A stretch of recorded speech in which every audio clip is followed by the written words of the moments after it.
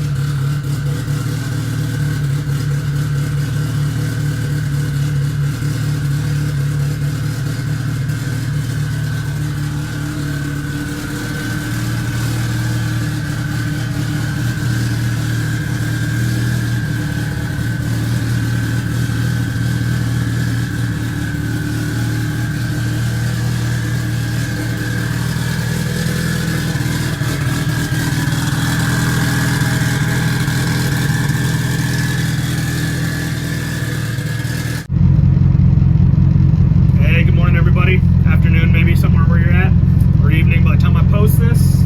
Taking this fritter out the first time, kind of feeling the bugs out and seeing what's going on with the car. No thermostat in it, so coolant temps keep going pretty low, which is messing with the tune and the drivability of the car. So kind of sitting on the side of the road right now, letting the temperature gauge, heat back up, sitting at 170, drive around, gets about to 100. So not so good for drivability, street car. So we're gonna put a thermostat back in this thing and play with it and see what's going on. Tune's definitely way off. Not quite sure what happened from when I got it, from when somebody else got it.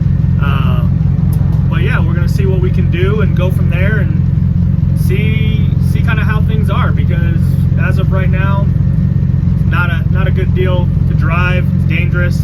Can't pull out in front of people. Hit the throttle, spits and sputters everywhere. So yeah, we'll see what we do. Air-fuel ratio targets are where they need to be. Maybe it's a fuel pump issue. I was told it kind of probably needed fuel pumps before. Startup's fine, idle's fine. Just not running all that great. So we're gonna try to make it home safe, get into the tune, go from there, and hopefully get it to the tuner. Get it to Kevin this week, maybe next week, and iron out some of these bugs, because until those are figured out, I won't be driving this thing much more. We'll see you guys soon. Bye.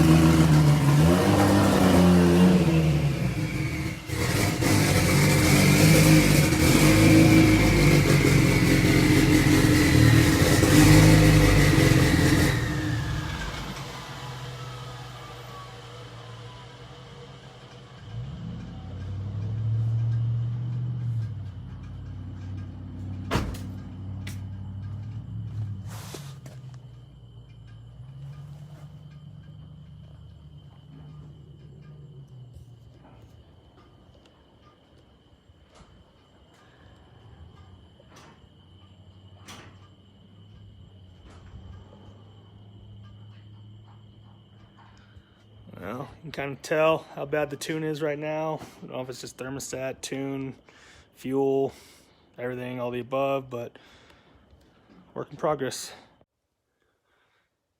All right, so we think this may be the culprit. This is the version 1 Bulletproof Racing dual hanger for the Evo 8, Evo 9. There are some complications with these guys with starvation, pump issues, and whatnot. So I'm going to take it out real quick, see how it goes, and see if that's an issue with how bad it's running. Otherwise, we'll reflash the tune and go from there. All right, let's take a look and see what we got.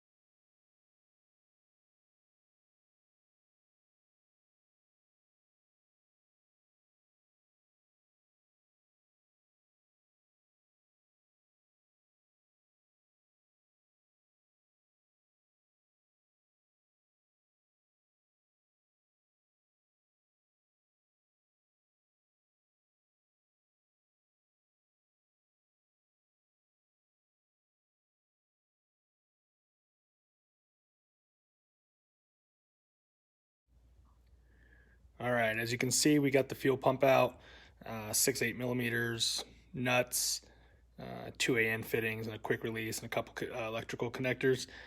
So got that out. Not too bad when the interior is already stripped for you. It's just underneath your rear seat if you're unfamiliar with it. Usually there's a black metal plate that covers it that has 4 Phillips head screws. As you can see on the passenger side, it has one. Driver's side did not, so it's 4 less things I had to worry about. Which all that'll go back in once the car gets back ready for the street use. And yeah, let's go take a look at that pump assembly as it is. Hopefully that is the issue that is creating the problem, but we shall see. All right, so here's the assembly. It's all out, all in my hands. Took the level sensor off just so I can kind of take a look at better close at what I'm looking at here. No real issues right off the initial look. Once you get a little bit closer and get to seeing some of these crevices, it does look like this fuel pump right here is sliding down a little bit. I don't know if you can tell, but it's pretty much at the very edge of the feed from the pump. Also, however, when you turn it, let me just make it the right angle here. It's kind of a little hard to see, but there is a nice, right here, you can see it's still leaking, a nice gaping hole in the feed hose. So yeah, we're gonna replace that, take that off, replace it, put these fuel pumps up a little bit higher, see if we can get that to seal off. It is definitely a tight area and whatnot, but pretty cool assembly. You know, if it works, it does look like it is bottoming out a little bit with how just dirty and everything is right at the middle here.